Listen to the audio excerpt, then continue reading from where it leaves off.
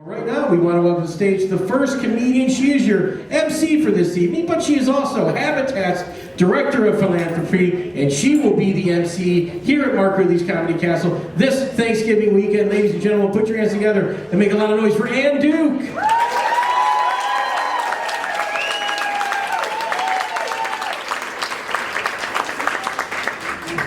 Oh my goodness. Look at all you beautiful Habitat supporters. So happy to see all of you. Are you ready for a great show? Yeah. Oh my gosh. I'm so excited. Before we get started, I gotta ask, how many people in the audience have ever worked at a build site, went to an event, worked at a restore, been involved with Habitat, golfed at an outing, something? Let's see a show of hands. All right, good for you.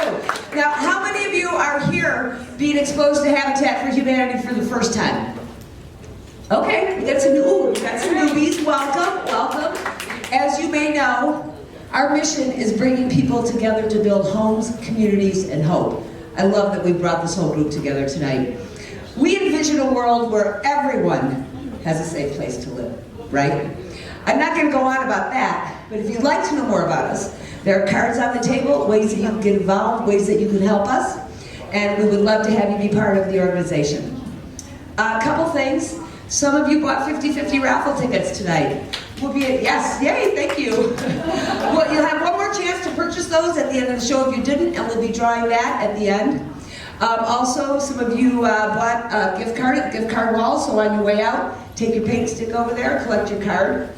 And lastly, you all should have received a door prize ticket. The prize tonight is that you and 49 of your best friends can come back here on a Thursday night and enjoy a show with the national headliner. So somebody's going to win that tonight.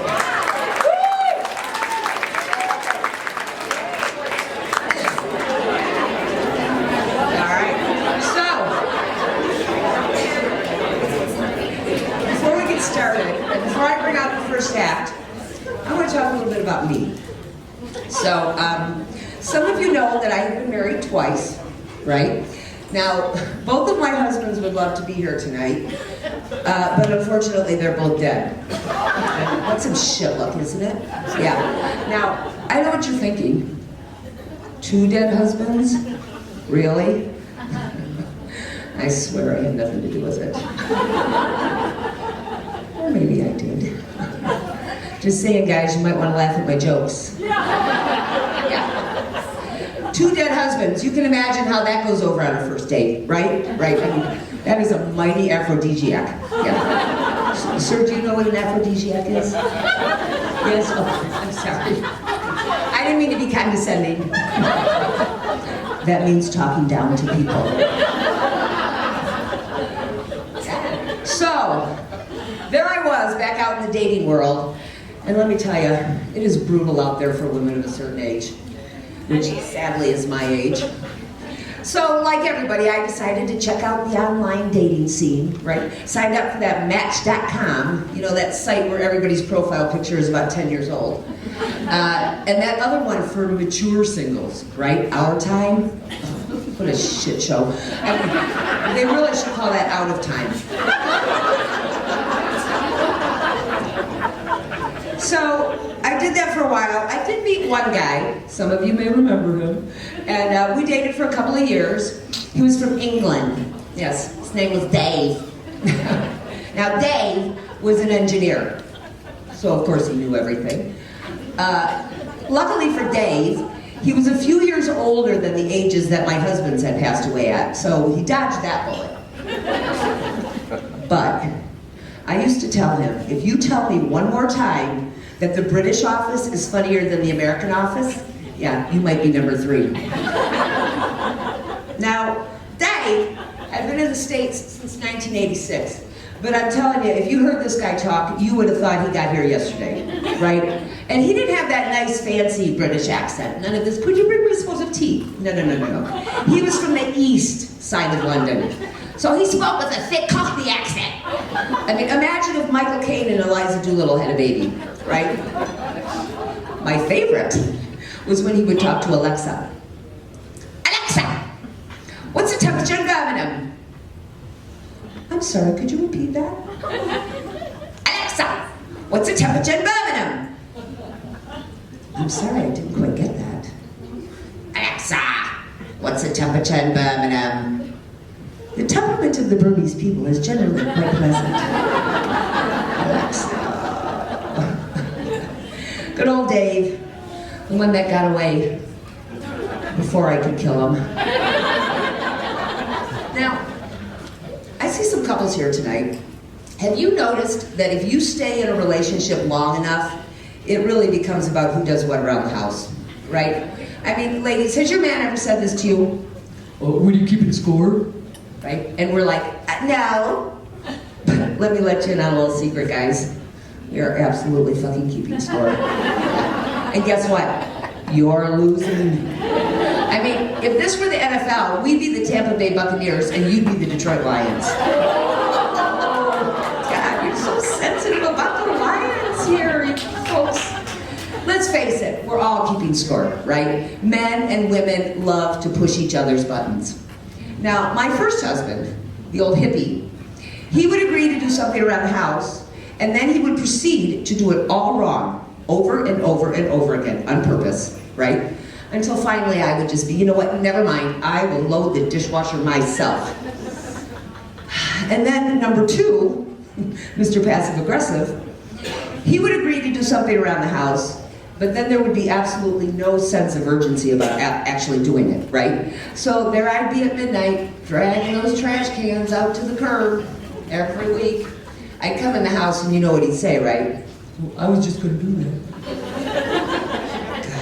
God. You know, girls, we love to talk about how stupid men are. But did you notice in both of those scenarios who ended up doing the chore? Assholes. So, I'm going to share with you something I've been thinking about a lot lately. Now, I'm not 100% sure, but I'm pretty positive that I was a gay man in my last life. Now you're wondering, how would you know that? I'll tell you. I was at my parents' house a couple weeks ago, flipping through some old photo albums, right? So I'm looking at the Halloween albums. I'm like, oh, look at that, look at me, age 5. Oh, I was a cowboy. Oh, cute. Age 6, Indian chief. Age 7, motorcycle cop. Age 8, construction worker. It's fun to stay at the YMCA. I knew there was a reason I was always good at that. And then I was looking at my middle school yearbook, and in every club picture, I'm standing there like this. Whether it's track team, student council, drama club, choir, every picture. Now, do you know why gay men do this? Yeah, because there isn't always room to do this.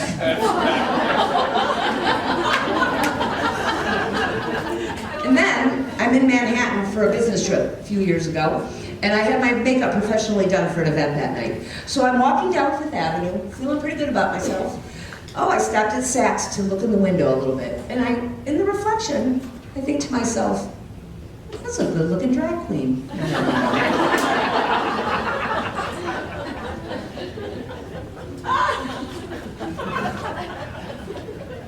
Holy shit, that's me! God.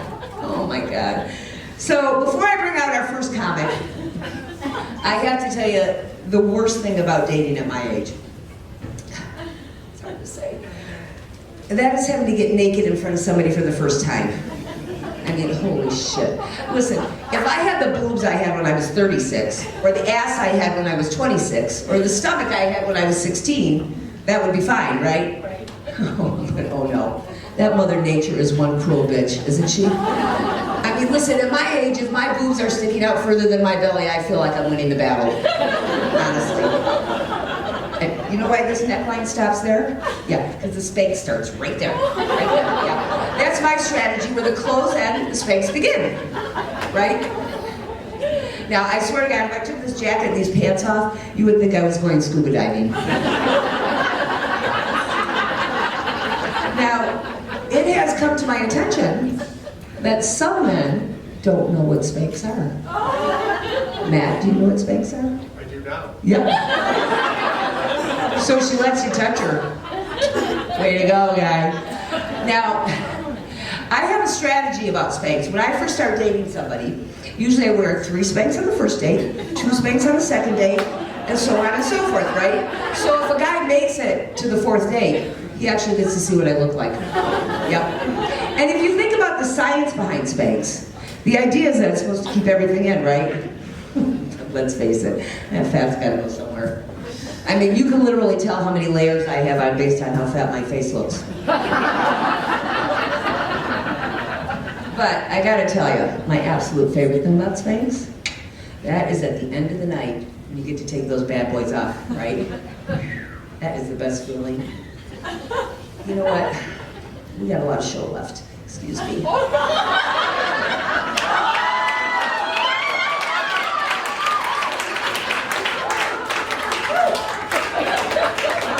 That's better. I'll take the other one off when I get home. Oh, thank you. You have been awesome.